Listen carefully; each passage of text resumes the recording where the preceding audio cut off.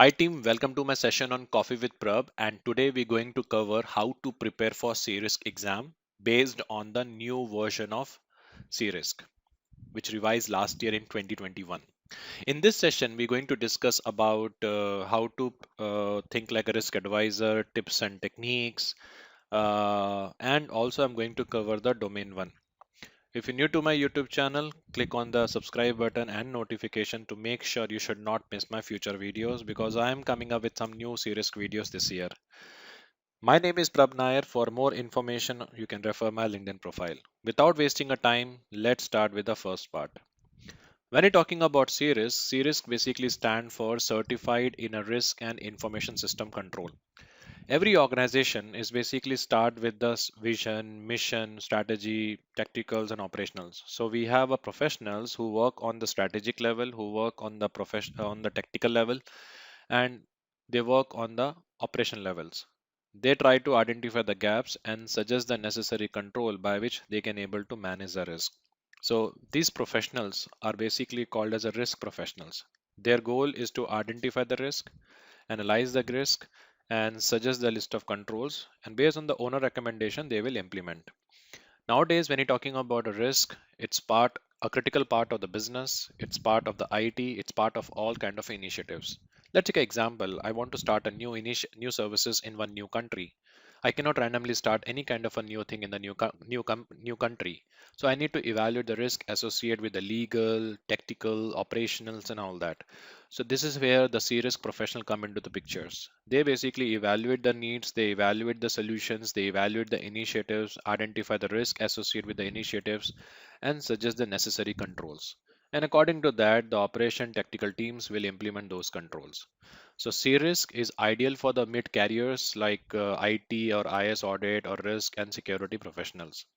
So C-Risk basically verify your experience in developing a well-defined agile risk management program based on the best practice for risk identification, analysis, evaluation, assessment, prioritization, and response. When you're talking about the C-Risk, as I said, C-Risk was revised last year. Okay. So if you take an example of the old syllabus of C-Risk, they called as a domain one, which is called as a IT risk management, which is in an old syllabus. In the new syllabus, they rename it and make it as a governance. And 26% of the content is basically testable from the domain one. In the old version of C-Risk, they talk about IT risk assessment, which is a domain to 28%. But this time they reduced to 20%. They kept the same thing, which is called as a IT risk assessment. So this is the new one and this is the old. If you're talking about domain three, which is called risk response and mitigation, so they talk about only mitigation aspects, 23%. They talk about risk response, in which they cover the avoidance, transfer, mitigate, and accept. Along with that, they also talk about reporting. So some new section was added in the reporting part, and that is why it is revised to 32%. If you really want to pass series exam, you need to have a very good understanding of the domain three. Then we have a domain 4, which is called as a risk and control monitoring and reporting. Risk and control monitoring and reporting, which is basically domain for 22% in the old syllabus. But in the domain 4 in the new syllabus, they rename it and has made it as a information technology and security. Definitely, I agree with ISACA one that when you're talking about the old syllabus, in old syllabus they haven't give much attention to privacy, database security, cryptography, SCADA, and all that. And the good thing is that in the new version of CRISC, they introduce some technical areas from a security point of view, like firewall. They introduce IPsec, they introduce cryptography, they introduce firewalls. So these are something which is they introduce, and that's why they have given a dedicated domain for that, which is called as a information technology and security. So this time, if you really want to pass this exam, you need to have a very brief understanding of the IT security. Okay. So this is the comparison we have between the old and new syllabus. But I will definitely recommend if you have a CISSP, CSUM, and you're planning for CRISC, even with the old book and old question bank can be enough for clearing the series exam. I repeat again, if you already have a CISSP and CSUM, okay, and you're planning to go for series, and if you have an old book with you, so that old book along with their old question bank is enough to clear the series exam. So let's start with the first introduction of a series. As we're talking about the say risk, and there is a word called risk. The question is what is risk? Until unless you don't have a visibility of what is risk, there's no point of continuing this session. So I thought let me first give you the definition of risk. Risk, if you're talking about the traditional definition, it is called as a threat into vulnerability, which equal to impact, and the representation of impact is a risk. One example I can give you. You're preparing for serious exam. Okay. You are weak in some areas and you got the same thing in the real exam. And what happened is you're unable to answer. And then what happened? You failed this exam and there is a loss of $750. That is a risk that you have faced there. That is a loss that you have faced. So that is a risk of losing $750.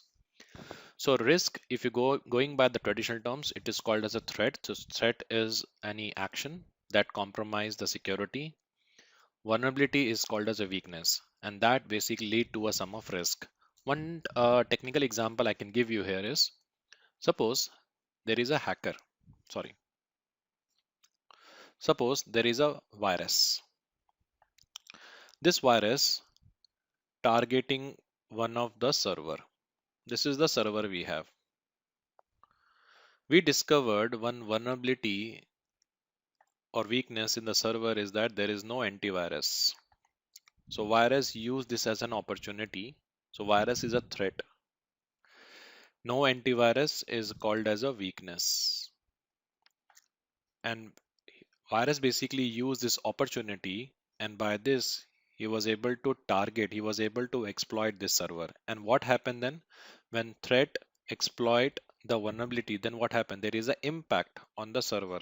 What was the impact? The server was down for 1 hour, and company has faced a huge loss for that 1 hour. Live example, Facebook was initially down because of BGP failure and all that. There's a direct impact on the stock market and other thing where they have lost millions. So that is a perfect example. So threat is an action which exploit the vulnerability and that lead to the impact, and the representation of impact is basically called as a risk. If you go by the overall definition of a risk, it is a measure of the extent to which an entity is threatened by a potential circumstances or event, and typically a function of adverse impact that would arise if the circumstances or event occur and likelihood of the occurrence. According to ISO 73 2009 and 31000, they say about effect of uncertainty. Uncertainty is basically some of when threat exploit the vulnerability. And if you go by the ISO 27005 standard, which is talk about information security risk management, they say that information security risk is a potential that given a threat will exploit the vulnerability or asset or a group of assets which cause harm to the organization. That is called as a risk. And if you go by the say risk as an official manual, they say that combination of the probability of event and consequences. So when we say probability of event, it is mean when threat exploit the vulnerability. So that is called what is the probability of this happening. And if it happen, what is basically the consequences. So this is the overall thing is called as a risk. So it's very important for you to know the basics of the risk. Now when you're talking about the C risk, okay, as I said, we have a domain 126. So 39 questions we can expect from the domain 1. IT risk assessment, you can expect around 30 questions. And domain 3, you can expect around 48 questions. And domain 4, you can expect around 33 questions. If you really want to pass the series exam, overall you need to score 450 in each domain. And overall you need to score 450 out of 800 to clear this exam. You will get total 150 questions and you need to answer this 150 questions in 240 minutes. My humble request to everyone, whoever planning for this series or any ISACA exam, request you to give this exam from the exam center only. Definitely they give you the option to give this exam from the home, but you don't get that kind of flexibility and freedom of breaks where you get in the exam center. Now, my suggestion is that as you're getting a 240 minutes, okay, you're getting a 240 minutes to answer 150 questions. So what is the strategy you need to follow is first 50 questions equals to 50 minutes. This is my suggestion. Then take 10 minutes break. breaks are very important because your mind need to be reset. Then next 50 questions, next 50 minutes, then 10-minute break.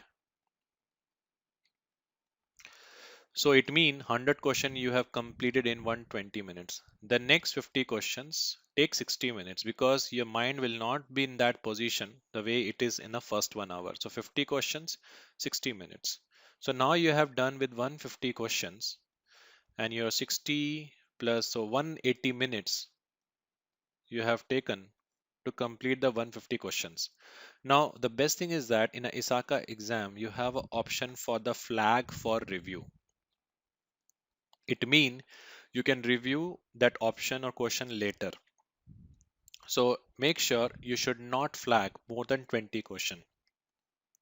As I said, as more time you spend on the system, your mind is not work in a similar fashion, the way it work in the first 1 hour of the exam. So my suggestion is that if you have a flag for review, it should not be more than 20 questions. Okay. So it should not be more than 20 questions. So that 20 questions you can review in last 60 minutes. So this is how you can able to split the breaks and practice the questions. Okay, so 240 minutes, 150 questions. Time will not be the enemy. My suggestion is that, as I said, give this exam from the exam center because if you're giving this exam from the home, I have heard about a lot of feedback. The proctor doesn't give you frequent breaks, and you have to stick with the system. You cannot do the movement of your face and all that, so you need a proper concentration without any peer pressure. So that is why I always recommend to give this exam from the exam center. These are the points which really play a very important role. Okay, so this is the important thing. So let's move to the next part about the exam principles. Okay, so next part we have called domain relational relation exam. Each and every domain is actually interrelated, you can say like that. Okay, if we talk about the domain one, which is called as a governance, definitely if you want to drive any kind of risk management or risk assessment, anything related to the risk initiative, until unless we don't have a governance, we cannot drive that. Okay, so governance is called as a set of operations. Let me note down here. Governance is all about set of operations. Now, it can be the operation related to building a strategy, operation related to the organization structure, operation related to the environment, operation related to the culture, operation related to the policies.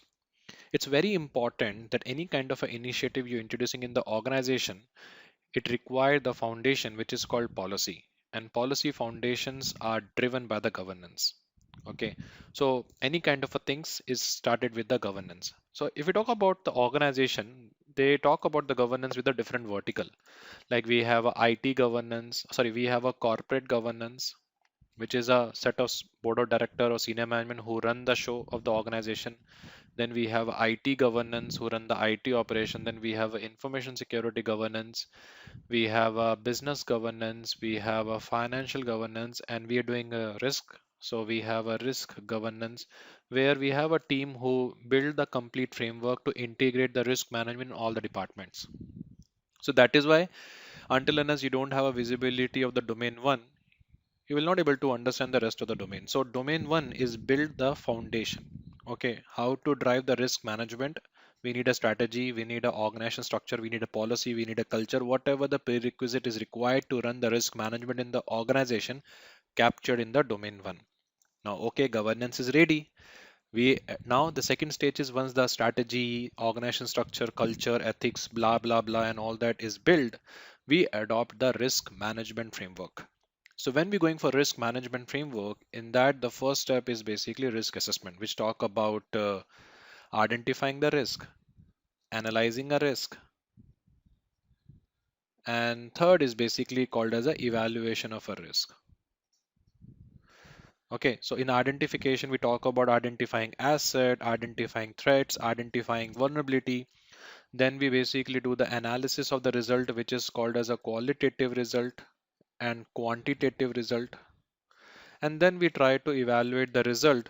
So according to that, we can able to respond to the risk, whether we need to mitigate, accept, avoid, and transfer. But that is not covered in the domain 2. So in domain 3, we talk about those risk response. So we have a four type of risk response, which is called as a acceptance of the risk, avoidance of the risk, transfer of the risk, and mitigation of the risk. Okay, and after risk, which is basically mitigated or respond to the risk which is left, that is called as a residual risk. But it is very important. We need to maintain the reporting of the risk to make sure risk should not exceed my capacity and all that. What is risk capacity? What is this is called tolerance or risk appetite? We're going to discuss in the further slides. But yes, domain 3 talk about monitoring of the risk and all that. Then we talk about the domain 4, we talk about the controls. Definitely the risk that we identify and control we have decided we need to implement those control, which is core IT or security natures. And that is why domain 4 is more like a operational role. So domain 1 is all about the strategy. Domain 2 about the adoption of the framework and identifying analyzing of the risk. The domain 3 talk about treatment of the risk and the risk which is left after implementing control. And domain 4 talk about the continuous operation to manage the risk by introducing some kind of IT and security initiatives. So that is a point we have. The next point is called as a exam basic principles. Okay, so the next part is a basic principles. It is very important for you to understand the basics of ISACA exam language. Until unless you're not familiar with the principles of ISACA exam, it is difficult for you to clear the exam. One thing is that no matter you read book multiple time or you have a good understanding of the concept and all that, but if you fail to apply the ISACA exam language principle, you definitely fail this exam.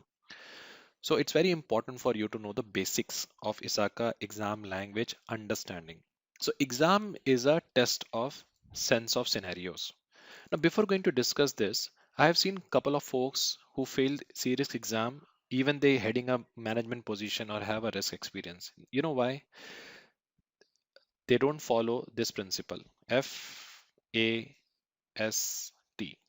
Okay. I learned this from the Limitless book from Mr. Jim. Now F basically stand for forget. A basically stand for active. S basically stand for state. And T stand for teach.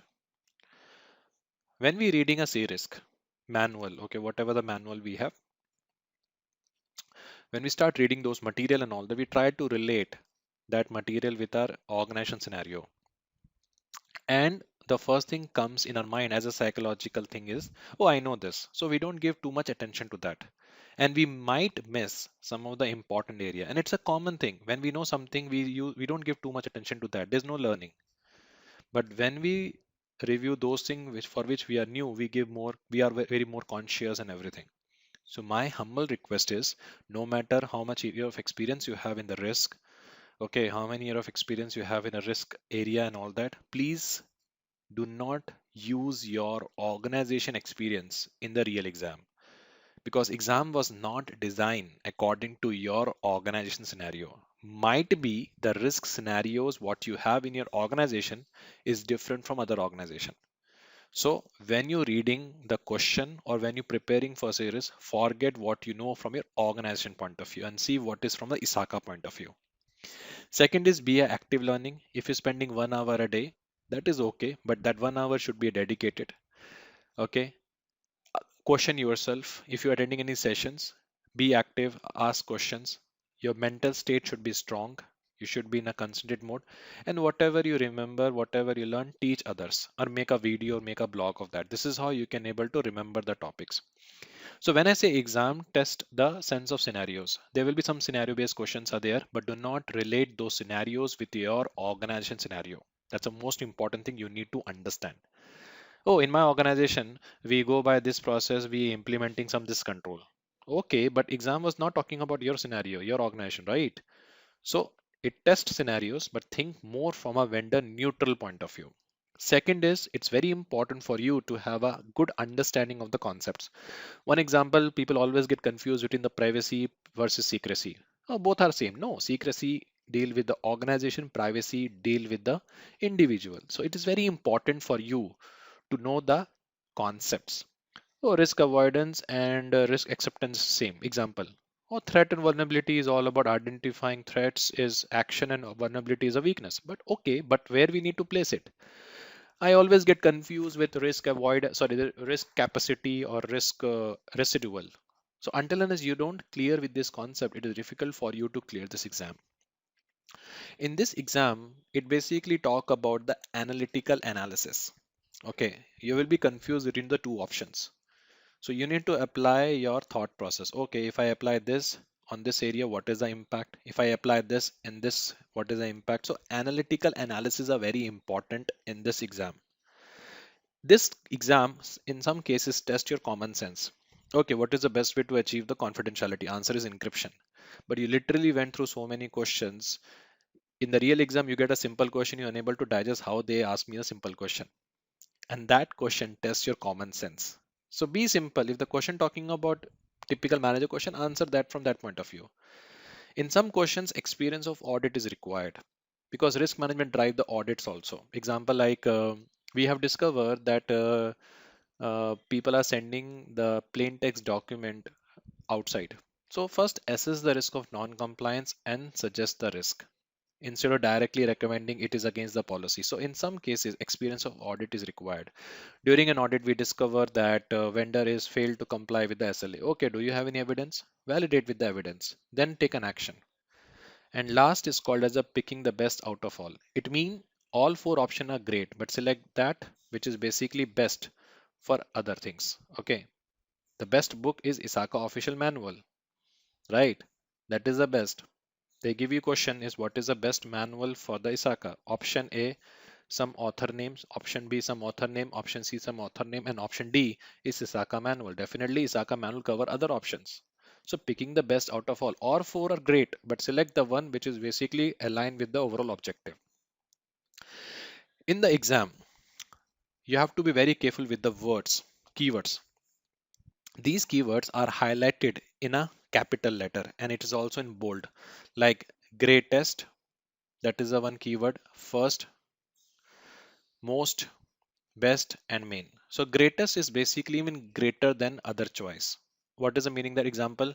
What is the greatest security we have for the what is the greatest assurance we get from the management? Definitely, the greatest assurance is management acceptance on every initiative. That is the greatest assurance we have. What is the greatest book for ISACA manual or serious preparation? ISACA manual is the greatest book. All four are great, but still we need to go for that which basically greater than other choice.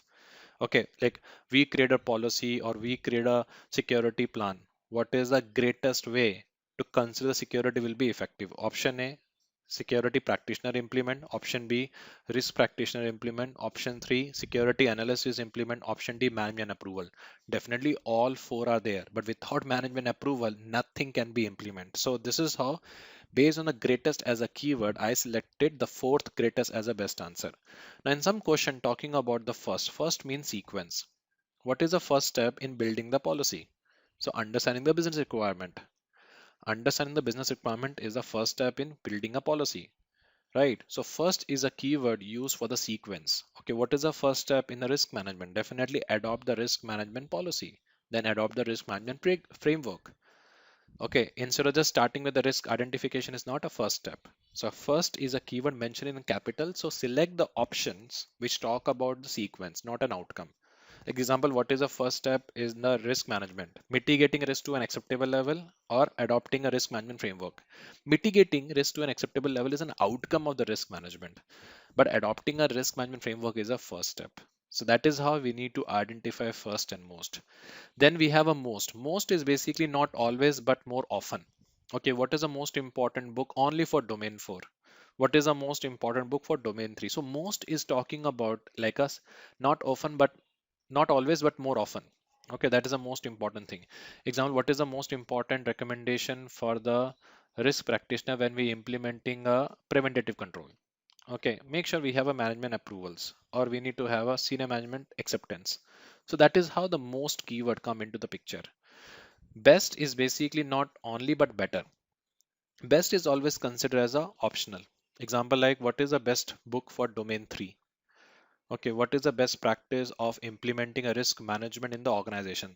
See, greatest and most is senior management approval. But what is the best way to implement risk management is people acceptance, good culture. Without that, thing cannot be work. So best practice is come into the picture when we implementing some kind of an operational roles. And last is basically called as a main. What is the main objective of this training? Definitely clear the exam. So you have a four option: gain the knowledge, understand the series, clear the exam. Definitely by end of the day, the main goal is to clear the exam. What is the main goal of risk management? Identifying, analyzing, treatment, or mitigating to an acceptable level. That is the ultimate goal we have. That's the main goal we have. Okay. So these are the keywords you have to give attention when you answering the questions. Another important thing, you need to evaluate the questions, what the question is trying to talk about. So first part is writing need to be validated. That's the most important thing. Writing need to be validated. Example, they're talking about they have agreement with the vendor that and vendor will provide us services 24 into 7.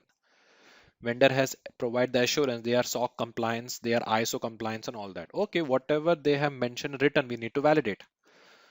Risk practitioner during a risk assessment, they find that okay, vendor was agreed to provide the control as per the ISO 27001 or SOC 2.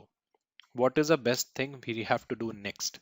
So writing need to be validated. What? How? By the audit, by asking some necessary evidence. If you're saying you are SOC compliance, provide me SOC report. If you are ISO compliance, provide me ISO report. So writing need to be validated. Second is sequence. Some question talk about sequence, what come next. Some question talk about the scoping. Scoping is another important factor. Example like what is included in the policy. Option A, mitigating risk. Mission vision. So mission vision is a part of the policy. It's not an outcome of the policy. In some question, we talk about the tenses. Okay, tenses also change the option. One option I can give you, what is the best practice or what is the first step when you're building a policy? So building is a continuous. So when you're building a policy, first thing is business requirement understanding. But the question change, what is the first step after developed of the policy? So policy is already developed, past tense. So next step is senior management approvals. So tenses is also play a very important role. In some question talk about the outcomes. Okay, what is the outcome of the effective risk management? What is the outcome of the senior management approvals? So question talking about outcome, select option as outcome because sometimes option, option talk about the sequence of some option talk about outcome. So we need to categorize that. Okay. Now let me take some samples. So we have one coffee shot. Which of the following is the most critical factor to consider when choosing an effective risk management methodology? Effective risk management value most. So as I said, it is not something we do every day, but it is more important. So option A, vulnerability assessment report, PT report, audit report, risk culture. VA is important, okay, but here we're talking about choosing. It means present tense. We are choosing. We are in a process of building. Okay, VA report, PT report, audit report, and risk culture. See, VA report is okay. PT report is also okay. Audit report is also okay, but the most important is the risk culture. Without that, one, two, three will not work because risk culture is basically the most important thing about the management acceptance, how they basically accept the risk. Okay, I agree. VAPT report, audit report, we will use to build the risk management. When you're implementing a risk management in the organization, senior management is not accepting. So most important thing, which is not regular, but very important is risk culture. Okay, that's why we basically went with the D as the answer. Second, we have a called as a which of the following is the first step. Question talking about the first. It means question talking about sequence and scope here is identifying. It means we're talking about what is the first step in identifying. Option A VA report, option B PT report, option C gather current state of information, and fourth is audit report. We have already selected the risk management. In that risk management, we are talking about the first phase, which is called identifying risk. The question is against what? Until unless we don't have an asset detail, we cannot do that. So first we need to identify assets and then we have to identify the old VAPT reports and threat assessment report associated with the asset. That is the first step is gather the current state of information. Okay. Next question is best. As I said, best here we're talking more from the regular point of view. So which of the following statement best accurately represent the significance of the risk register? Which of the following best accurately? represent the significance of the risk register. So option A, risk identification, option B, risk response plan, option C, vulnerability assessment report, and option D, PT report. Best represent the significance. So we are looking for an evidence which say we have a best risk register. So risk identification is only talk about one identifying risk. VAPT is part of the A. So risk response plan is basically represent the significance of risk register, because response plan is basically consists of the treatment, how we basically handle the risk, and that drives to the risk register as a statement. That's why the answer is basically B. So this is all from the introduction point of view. So next part, we're going to start about the domain one of the CRISC, which is called as a governance.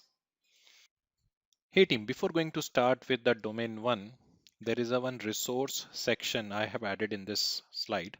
So I categorize the resource section into two parts. One is called book and one is called as a videos. So when you're talking about the book, the new manual is CRISC Review Manual 7th edition, which you can buy from the ISACA. The best thing is that that is now integrated with DRM and all. That is why it is not available in the PDFs. I will not recommend you to download anything PDF. I never promote that. So you can buy the book directly from the ISACA website. One important thing is that if you already CISSP, you are CISM, okay, and you have information security knowledge, then I will recommend you to review the old book. Old manual, which is called as the 6th edition, is decent enough. But if you're new to completely risk management, you have no experience of CISSP or CSM kind of exam, then I will recommend you to buy the new CRISC Review Manual 7th edition. Along with that, for question answers, you can review the 6th edition. How to practice questions is read the question, read the options, okay? Set the timer for 50 minutes. In 50 minutes, complete 50 questions or 100 questions. Review whether it is right also, whether it is wrong also, especially go through the descriptions, why it is right, why it is wrong. That is the most important thing you have to review. Just for a sake, even it is right, you ignore the description, does not make sense. Because definitely in the real exam, you won't get any question from this review question answer manual. The best thing about review question answer manual is hide the answer, read the question, read the option, even it is right, even it is wrong. Review the description, why it is right, why it is wrong. It is very important for you to understand, because might be you had a different thought process of selection of a B, but answer, you are right, your answer is right, your answer is B only, but your thought process was different for selection of a B. Okay, but the description was talking about different thought process. So that is why it is very important. Complete 50 question, 50 minutes or 70 minutes, set the timer, and then review why it is right and why it is wrong. Then along with that, I highly recommend you to review the Risk IT Framework Manual. It's a very important book. It is available on the ISACA website. Okay, it is available on a purchase version. So you can review this book. It's a very good book which give you the good context of the risk management. No matter you are reviewing the 7th edition or you are reviewing the 6th edition, with that book, it is very important for you to review the Risk IT Framework Manual book. It give you a very good perspective about how the Risk IT Framework works in the organization. Okay, and if you're attending a training, then no recommendation to review the Risk IT Framework Manual. Then when it comes to video aspect, Hemang Doshi videos are available on Udemy. Then Kevin Henry, excellent videos are available on CRISC, to the point he explained. And we also offer the official training. So I am associated with InfoSect and we are the official vendor, official partner for ISACA. So we offer you the official trainings with the certified instructor of CRISC. So these things are there. Along with that, this video which you're watching, it's also a very good video that you can review to get the understanding of the CRISC. So this is all about the resources that we need to recommend, okay, for your preparation. Okay.